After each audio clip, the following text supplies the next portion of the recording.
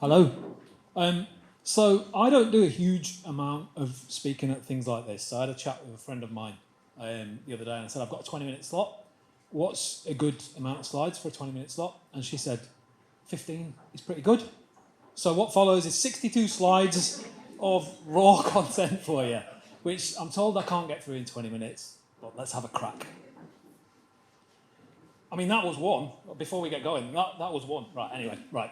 So the Prez is called Thumb Stopping Creative, or How I Learned to Stop Worrying and Love the Ad. And the reason it's called that is because Mike didn't ask me for a title at any point, so I could call it whatever I want, and it had already sold out as well by the time I came up with a title. So got away with it. If anybody gets reference, you are either older than me or you're a real movie buff. So my name's Dave Ellis. I'm co-founder and designer at...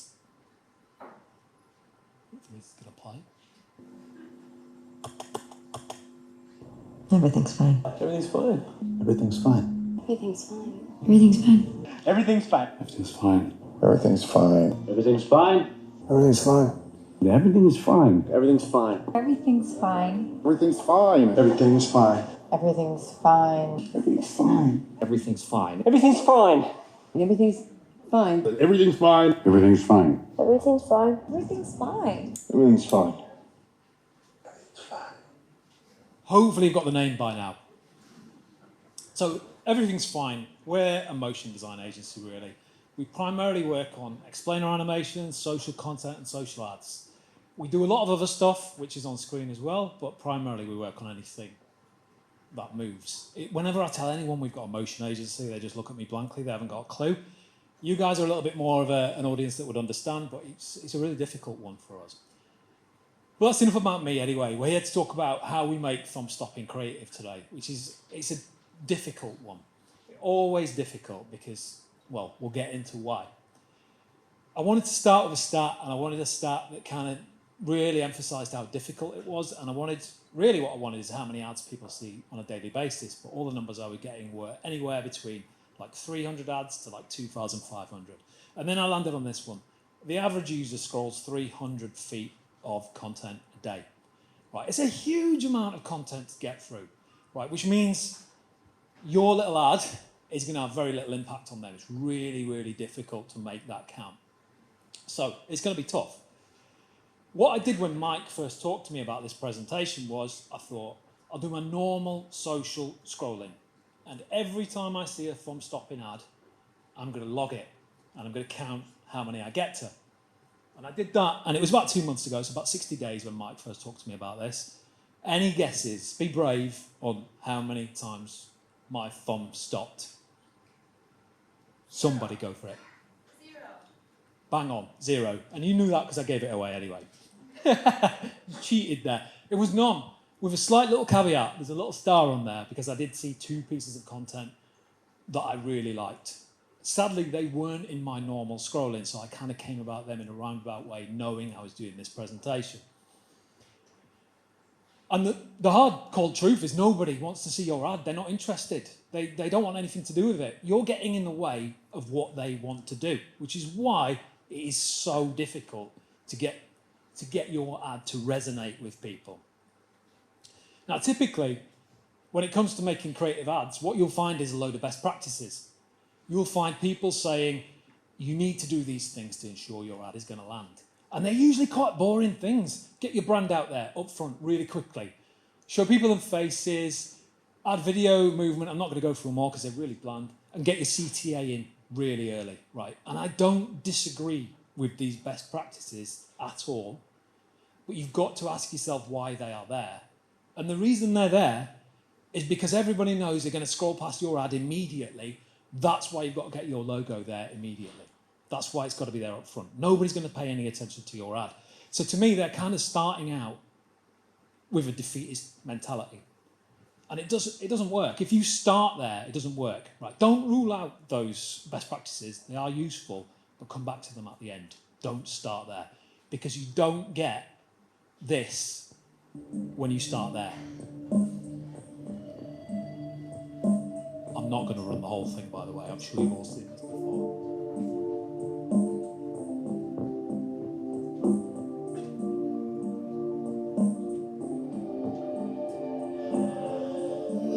So you don't get a gorilla playing drums. Yeah, when you start out by slapping your logo and everything all over it immediately and your call to action. And that ad, not only does it look great and it's in everyone's memory, it performed really, really well for Cadbury as well. So how do we make a thumb-stopping ad? It's not easy, right? That's all I wanted to establish in these first few slides. It isn't easy at all. Really, really difficult challenge. So what I've done is I've put together, for the rest of this presentation, 6 tips on helping you get there. These aren't definitive. I'm not the oracle, but hopefully they will help you get there. So tip number 1, and this is bypassed. I mean, we work with some huge agencies. This is bypassed by so many agencies and so many clients. You need to know what your ad should be doing. This is absolutely imperative. So pretty much everybody's used to seeing a funnel, I hope, or you understand that people are at a different stage in where they are, in the problem that they've got, and buying the product or service that you've got. And this is a really, really simple funnel. We've just got awareness, consideration, and conversion in this one. Right, but you need to know where your ad is going, where it's pitched to be. Is it at the bottom, are you right at the end, or are you further up? And once you know this, you can really start to get a little bit more creative. Typically, it's far easier to be a lot more creative at the top before people know anything about it. But that doesn't mean you can't do it at the bottom as well. So just very, I'm going to go through this rapidly, but at the top, when it's awareness, when people are unaware of your product or even you've got an opportunity to entertain. And as they get further down, you can start to educate them before you've got to actually compel them to make a purchase. That materialises in something like this. This isn't hard and fast, but generally, at awareness stage, you've got a good opportunity to introduce your brand, but you've got to do it in an entertaining way. They don't know about you. So you can say who you are, what you do, what makes you different. Consideration stage, you've got an opportunity to elaborate a little bit more and show them what your actual product does. And by the time they get to conversion, hopefully they're educated and they're ready to make a purchase. Right? You need to remember this. You have to know when you're making any ad, anywhere, where it's going to be. Where are the audience? It's almost impossible to serve an audience at all stages with a single ad. Almost impossible. There are very few products that can do that. Number 2, and most people do this, right? And they do it and they kind of stop a little bit too early. Look at the competition. So go out, find all the ads of all your competitors. Yep, look at them, get them together. And most people will do this. Everybody does this. They get it together and usually it just gets left there. And what they end up doing is they say, oh, I quite like the way the type is on that, or I like the imagery on that. And they make an ad that will slot in perfectly among those ads. That isn't what you want to do. That's the opposite of what you want to do. What you want to do is you want to treat that mood board as your anti-inspiration board. You don't want to be mixed in with your competition. You want to set yourself apart. And in the same instance, I showed a load of mortgage ads there and they were all relatively boring. This is First Direct, which I think is a really interesting ad. They've gone at it in a completely different way. Property ladder stinks, 40-year mortgages, and there's a skunk on it. Just immediately, it is so much more memorable than all those ads that I just showed before that. Which kind of leads me into the next point, which is try to be different. Yeah, do your very best to be different to everyone else. So I mentioned the 2 ads, or the 2 things that I found when I was searching. So when I did that little challenge to myself, the 2 things that stopped me in my tracks. And one of them was this from a guy called Peter Quinn. And this isn't even an ad. It was just a piece of content, and I thought there's so much potential in this. And he's using a technique that you rarely ever see. I've seen a couple of brands get into this space, right? And what he's doing is he's using that almost, they call it magic. So he's using camera magic to do this. And you could think of this, I could see this being used by so many brands to showcase like how simple their product is to use or how difficult a competitor's product is to use.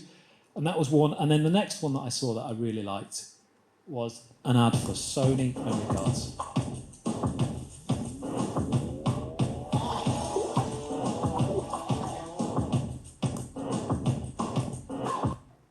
And what I like about that one is it uses stop motion. Again, another technique that you rarely see used.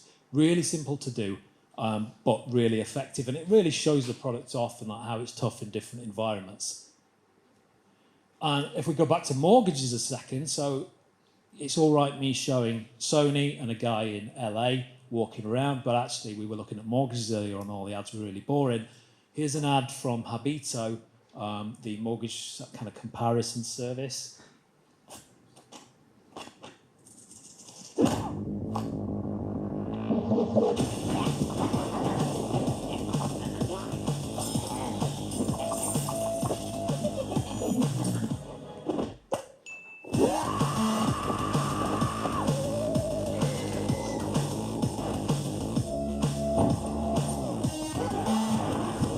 Want to save money on your mortgage? It's either or Habito. That's for mortgages, yeah? So it's all well and good me picking like examples that are really easy to work with, but mortgages is a pretty boring product. There are loads of ways you can be different, and it will depend on that mood board that you created as to how you can differ from the competition. Yeah, there's a few examples on here, but I won't dwell on them too much. But you can use the speed, pacing, the imagery alone. You can switch to illustration if everybody else is using photography. You can use memes. We see that a little bit. You can play with the format. There are loads of ways. The way you stand out is going to depend on that mood board you create from your competition. And this is, most people will create that mood board in the first instance and they will be aware of what their competition are going to do, but they will leave it there. You need to take it to the end. Because normally, when we're commissioned to create an ad, someone's done this work and we don't ever see it. It doesn't get taken to the end. They do it at the start and it never comes through. So make sure you take it with you to the end. So going completely against what I've just said, you can also be the same. Yep, so I've just talked about being different, but you can be the same. Ads, they interrupt what people are actually trying to do. Yeah, if you're scrolling TikTok or you're scrolling through whatever platform of choice is for you, Instagram, whatever it might be, yep, your audience don't want to see your ad. They want to look at the kind of content that they get. So if that is like maybe your prime target audience, and you should know your target audience, if that is a good depiction of the kind of content they're seeing, yet when they scroll socially, and your ad looks like this, they're going to swipe by pretty quickly, yeah, because it jumps out, it leaps out, it's not that interesting as well. So you can try and be the same. And when TikTok started, or a couple of years back when TikTok really started to kick in, they ran this line: don't make ads, make TikToks. This wasn't aimed at you, or this was primarily aimed at brands. They were saying, don't come to our platform and make a standard ad. We're not interested in a standard ad. We want you to make the kind of content that the people you're trying to hit are making, which makes it far more appealing to them. They're more likely to stay on track if you're doing that. Which is why you see, this is for HelloFresh, by the way, which is why you see HelloFresh putting out ads like this on TikTok, right? HelloFresh would not have touched anything even remotely like this before TikTok came to be. They'd have had a professional photographer in, the typography would have been exactly as their guidelines said, they would have kept it completely and utterly on brand. But now the rules have changed somewhat. Which is why user-generated content is really, really powerful. And influencers, there's a load of reasons why influencers are so important. But influencers are already making content like that. You're tapping into content that they already make, which is another reason why influencer stuff is so important. So an example of my business doing this is when we started, we were primarily marketing ourselves to other agencies. So we work with a lot of other agencies and they give us their work that they can't do, or there's an overflow, or whatever it might be. Now at this point, it was post-lockdown too. And a lot of businesses were struggling to retain staff. Staff were able to move on freely. The market was really, really good. If you were an employee, you were getting paid quite well to jump ship. And so businesses would try and counter this by introducing anything to make their business seem a little bit more like they cared about their employees. And we saw loads of marketing agencies doing Employee of the Month, like an Employee of the Month campaign. So we thought, well, we'll get involved in that. Now, my business is just two people. There's me and my business partner. And the plan for this was, we're going to run an Employee of the Month campaign. We're only ever going to give it to my business partner. I've never won it yet. And that is going to be our campaign. It's going to resonate with all those agencies that are already doing this. So it was highly targeted. And this was number one.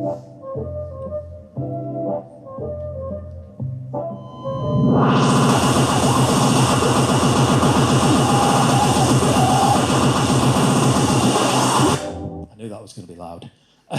So, in a way, that's an example of us being the same and also different at the same time. So we kind of put out a visual ad that was pretty much the same as all the agencies were putting out, but we then flipped it on its head at the end.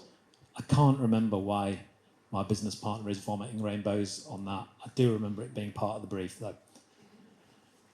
Number 5, have we got any brand managers in? I really hope not. There's no hands going up, which is great, right?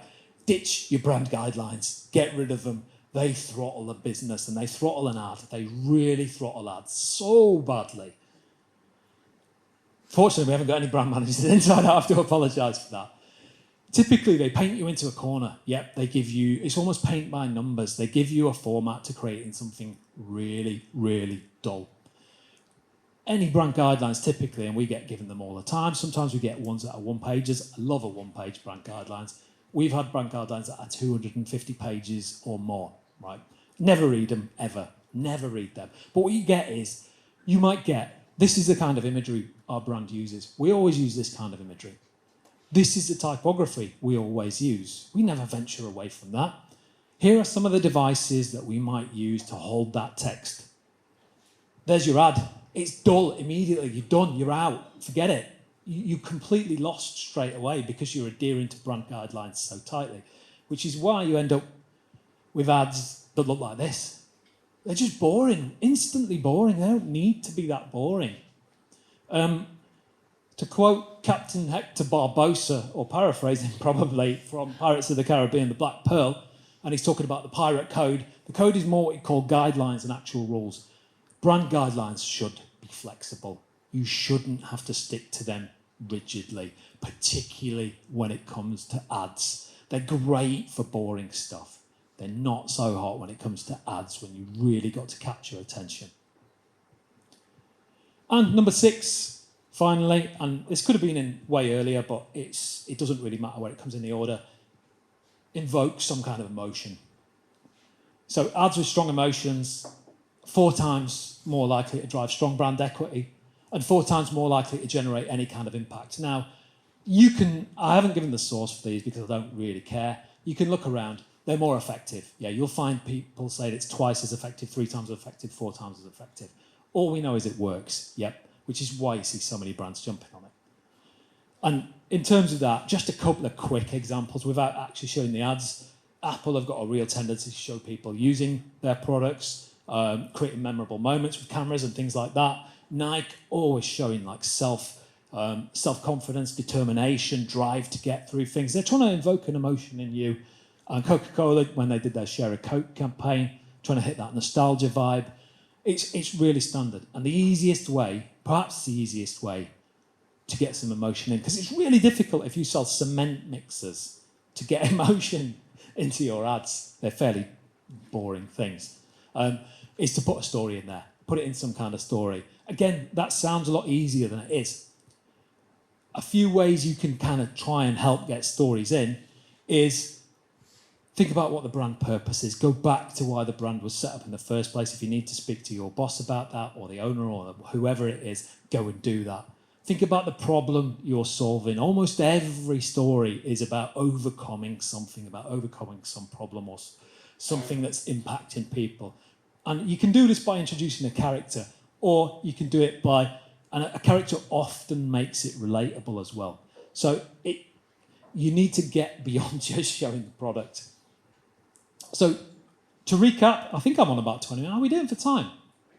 I'm doing all right. Yeah. So to recap, my 6 things that I try and do anytime I'm kind of making an ad, you've got to understand where your ad is straight away. Look at the competition. Try and be different or be the same. You can't do both of them, although we had a crack in our ad. Get rid of the guidelines. If anybody's really pissed off about that, you can bring them back in at the end, but just don't start with them, because that will kill your ad immediately, and try and put some motion in it. And that is how you will make a thumb-stopping ad. So thanks for your time. I'm going to pass you over to the other speakers now. I am on LinkedIn. If you want to scan, you'll find me there. But thank you very much for turning up, and on to the next.